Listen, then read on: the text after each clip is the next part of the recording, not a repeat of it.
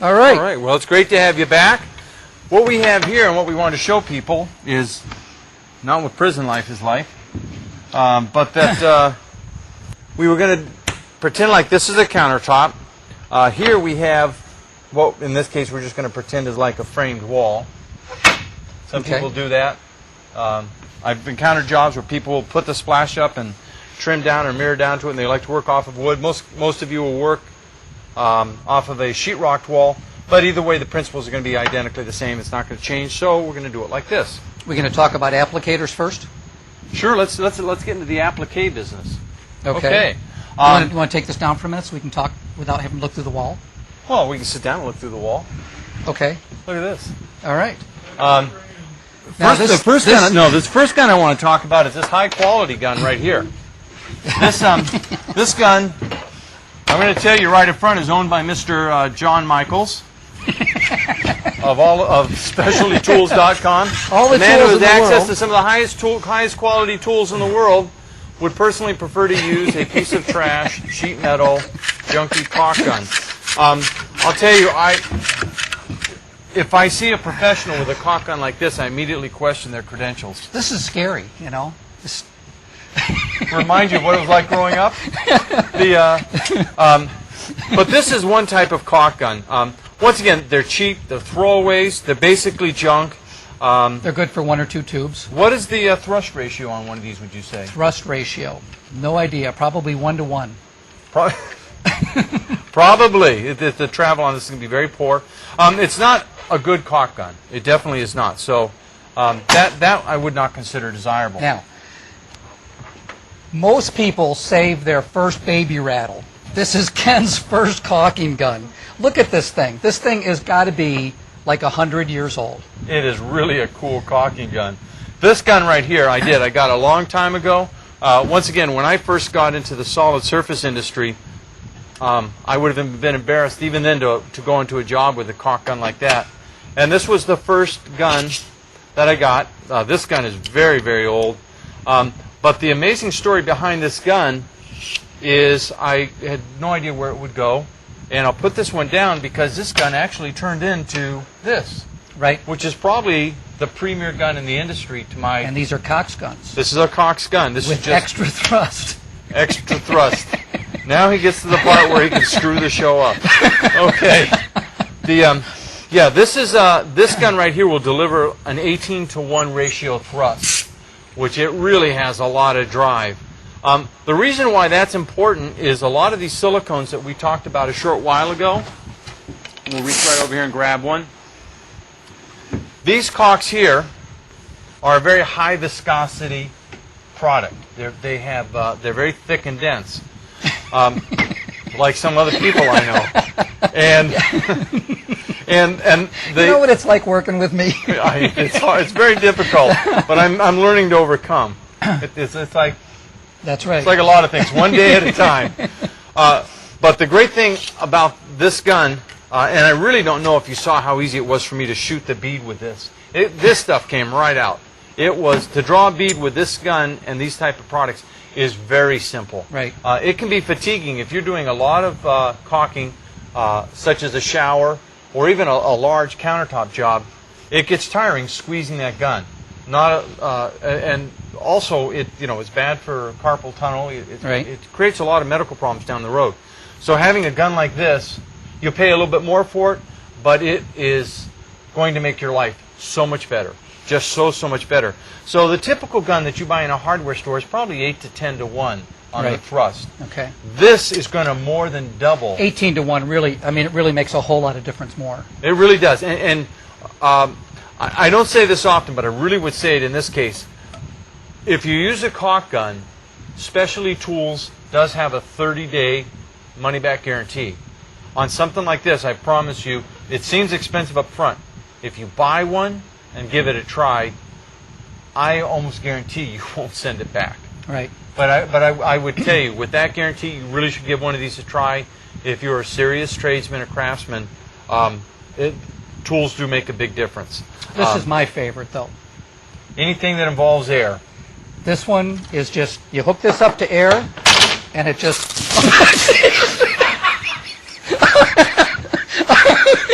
Okay, you hook it up to air, and then you shoot your co-host. But if you put too much air to it, that's the problem. Okay. Okay. All right. See Now what I have to deal with? Okay. So, all right. Now, to get serious a moment. there you go. You know what it's like getting silicone in your hair? The thing I didn't think about just in is John doesn't have hair, so it didn't work. Actually, there's no silicone in here, Ken. I actually took the time to empty this tube out. I washed it thoroughly, and I put a little bit of silicone in the end to hold the water in. Now, once again, we go back to the point. You see what it is I'm dealing with. Oh, look at the mess. So anyway, But seriously, no. I'm going to tell Karen what you did to her chairs. Well, she told me to wipe them off before I brought them back in. Anyway, this gun is great, and to use it in the shop... For a squirt gun? To use it in the shop, it's a great gun because you're not... You're a sick man.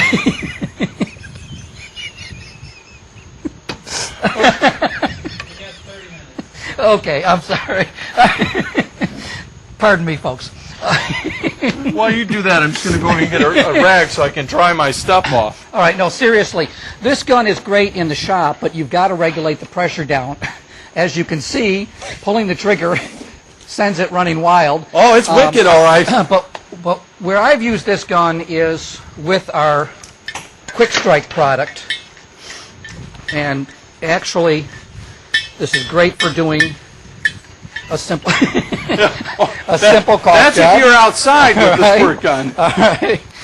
Yeah, this is for guys on the go. Anyway, seriously, if you crank this way down to just a few pounds and hook it up to the gun, and if you want, Ken, you can put a tube in there if you'd like. Just don't shoot it at me. Here, let's see what we got. Go We'll ahead. just pop this one in here real quick.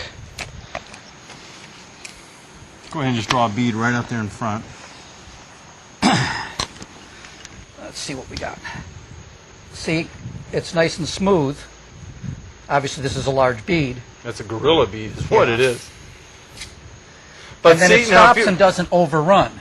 but now, if you're doing a job where you're doing a lot of moving around, let's say especially in a commercial application, where if you're doing Windows, where you're reaching Yep. to go all the way up like this, if you're up on a ladder, to hit your caulk down. But it's just nice because you're going to pull it, and you're going to pull a nice straight bead. Very consistent the whole way. That is excellent, yeah. And that's just really combined with the Quick Strike tanks. And the you great can thing about use it, this, and you can use it with a compressor, with a regulator as well. But with the Quick Strike tank, it's great for portability. All right. So I'm sorry about getting you all wet, Ken. Actually, I'm not. It's another story, that's all. It's just another story to tell. Okay. So anyway, there's that, and I know we're kind of, Chris is getting all hyperventilated over there because we're kind of we're good on we're time. blowing We're our good on segments time. totally out. One of the things I wanted to show you was if we were to pretend this were a countertop, one of the ooh, this is still wet. Let me get that dried off down there. Oh, did I A lot of guys mess up our demo? It did. It screwed the demo all up. The Scared the crap out of you. yes, it did. Let's see. Let's pick a nice color here. Pick this one right here. A lot of guys don't work with silicone because they're intimidated by the tackiness of it and how it works. But you can actually, cleaning up silicone can be extraordinarily easy, and in some ways I think easier than even a latex. Over the years I've become very used to working with silicone, and I actually much prefer it over latex caulk. But usually what I do is when I'm drawing a bead is I take my finger. Do you usually reach through the wall like that? Sometimes, yeah. In this case especially. Yes. But I use my finger, hold it like that to the tip, and I'm able to, if I can, Why don't come you around do this this on way. the outside? Yeah, why don't you do it on the outside? What I do is I hold my finger to the tip and I let it ride down right on the edge of the splash. So I actually use the splash as my guide, and I'll show you right here. I'll start here. Now once again, the object is not to put down any more silicone than what you need. And actually all you're doing is sealing underneath the splash. That is correct. You're not creating a cove look or anything like that. You're just water sealing it underneath the splash. Now as you can see, that's all the caulk that it's going to take us. And what we would do is, and of course also in a regular job we would put dabs of silicone on the back and some hot. And there would be drywall on here. Yeah, exactly. But in this case, it's only to really show how to clean this up. So you take and you just take and you press this right down. All right, here, let me do this. Let me just put a couple of clamps on there just to hold it for the moment. I'll use a couple of these Bessie ratchet clamps. They're good for that. And also, by way to mention, Bessie is running a. We have a great deal that's coming up with Bessie on several of their clamps. Yeah, packages. Yeah. Right. So you'll have to watch for that. We'll have those up on the website in a couple of days. Okay. Get my glasses dried off so I can see. Okay. Okay. Now, as you can see, except for down here where we didn't really get some really good push down, we've got good squeeze out all the way down. Yeah, there. If I hold it down, it is. I want to move these up a little bit more because we've got to get our chip by here. Okay. So we just want to grab it just enough to hold this. Okay. All right. Now, what I do, or what we've done for years, is we use a very simple mix. And I've always found this humorous because you'll see products on the market for use with cleaning up silicones. Yeah. And they're pretty costly. Yep. We found out years before, even before that came out, when we had our shop, we used to just mix ammonia and water together. And it works out really great. Our preference was always to use sudsy silicone, and the reason why is when you squirt it. Ammonia. I'm sorry, sudsy ammonia. Thank you. Because the sudsing, because it's clear, it allows you can see when you spray it because the bubbles are right there. Right. And when it isn't clear, whatever happened to my laminate chip? Did that get lost in all the excitement? No, here it is. Okay. All right, so actually what you're doing now is when you spray this on, you're coating the top and bottom, and that's going to stop the silicone from sticking there. Correct. Correct? Okay. So if we just, there we go. So if we just spray this right down, like that, what it does is it gets on both surfaces. Now, I've always liked to use Plastic putty knives. But it's very common, but it wasn't a big deal. We could have got one. Right. But a lot of guys prefer to use Formica chips. So you can really do it either way. It's not that there's a strong preference one way or the other.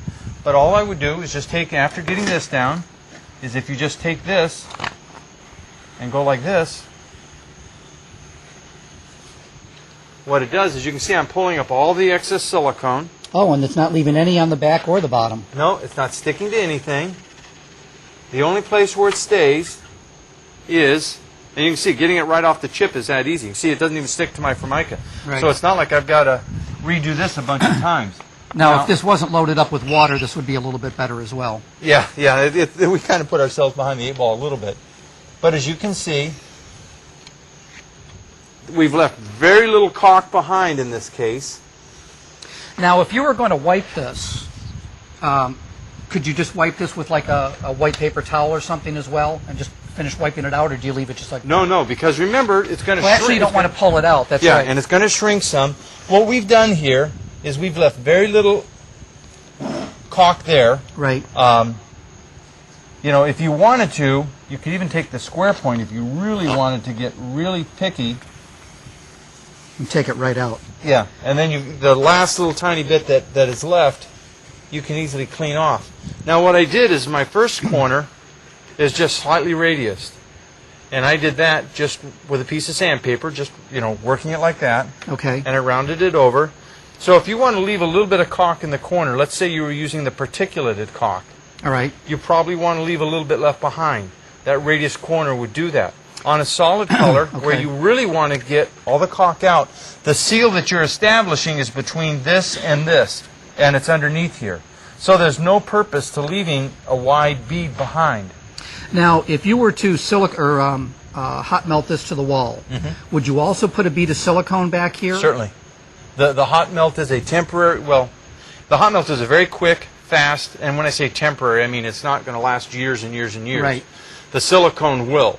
Okay. So the silicone, it would be your permanent bond, as it were, and the hot melt is the instant bond. So you don't have to use any clamps or sticks or anything like that. You put it in, hold it for 15, 20 seconds, and it's set up. Okay. And you can see cleaning up the excess silicone is just so easy. And you can see there's no silicone on my hands. No, it's a nice clean job. So I could see where this would work well in a shower installation, vertical walls, horizontal. Backsplash, anything. It's just, you know, and once again, this big thing was, I think, $1.49 at Publix or something. I bought it at the supermarket. We did it almost... Now, is that better than using a soap mixture?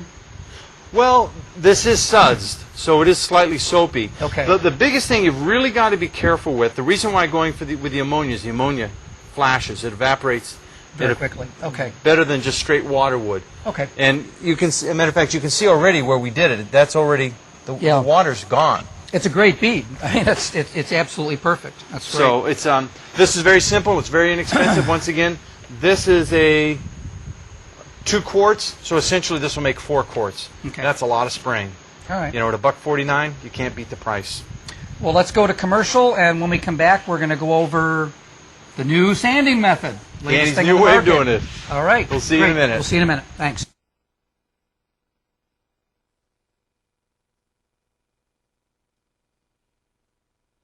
This is called Strike Hold, and this was it cleans, lubricates, and protects, as it says. But it's an amazing product. I have never seen anything like this. You know, I don't even think it's up on our website, but it will be tomorrow. It does everything. It's just amazing. It does everything. It cleans, it lubricates. We had the threads on our planer were rusted, and we had to open it up to 6 inches, which you normally wouldn't do. And we sprayed it down with this stuff, and in 10 minutes it had eaten through all the rust, and it worked just perfectly. I know, just by way of, I do quite a bit of shooting, and I read that you could use this for guns. Right. And I sprayed it down the bore of one of my pistols, and I was amazed. It immediately cleaned the bore out. Yeah. Unlike any other product, it actually goes through the water.